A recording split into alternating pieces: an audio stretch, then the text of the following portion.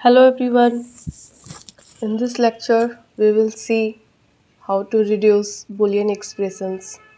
So, we will take the commons. First of all, we will apply the distributive law.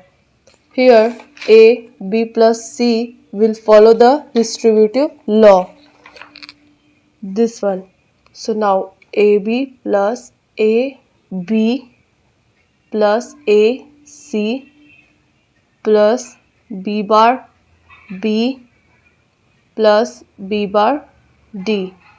यहाँ हम देख सकते हैं कि ए बी फॉलो कर रहा है एडम्पोर्टेंट लॉ और B bar dot B means and operator से अटैच्ड है, इसका वैल्यू 0 हो जाएगा जो इन्वर्स लॉ को फॉलो करेगा। So A B plus A B is equals to A B according to idempotent law plus A C plus B bar dot B will result to 0 plus B bar D. Here AB plus AC plus B bar D. Now अब हम इसको reduce करना भी चाहेंगे तो अब reduce नहीं हो सकता है। हम 4-5 तरीका से इसको रिड्यूस करना भी चाहें सो नो रिजल्ट। तो और क्या कर सकते हैं, आइदर हम आंसर को यहीं तक रख सकते हैं और नहीं तो फिर बी और बी बार दो दिख रहा है हम लोग का टर्म, एक ऐसा टर्म जिसका कंपोनेंट अवेलेबल है, तो हम लोग यहाँ एडिशनल कर रही हूँ मैं ये who wants to do who don't wants to do don't do. So let b is equals to 1, b बार हो जाएगा 0, तो इसको हम पुट कर देंगे इसमें a dot 1 plus A C plus B bar के जगह डॉट डी। यहाँ से आ जाएगा A identity law plus A C plus identity law value 0। Now यहाँ ए कॉमन हो जाएगा और इसको हम एक और तरीके यहाँ पास डिस्ट्रीब्यूटिव लॉ अप्लाई होगा। अगर हम लोग के पास होगा ए प्लस ऑलराइट, यहाँ कॉमन लेकर भी काम चल सकता है।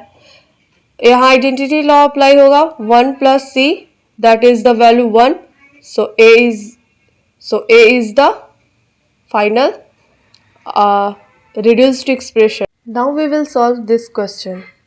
So what we have to do, we have to apply x bar plus y bar plus z bar को multiply करेंगे, so we will get x bar plus x y bar plus x z bar and then y से करेंगे y x bar plus y bar plus y z bar plus अब z को ये सारे लोग से करेंगे z x bar plus z y bar plus z बार।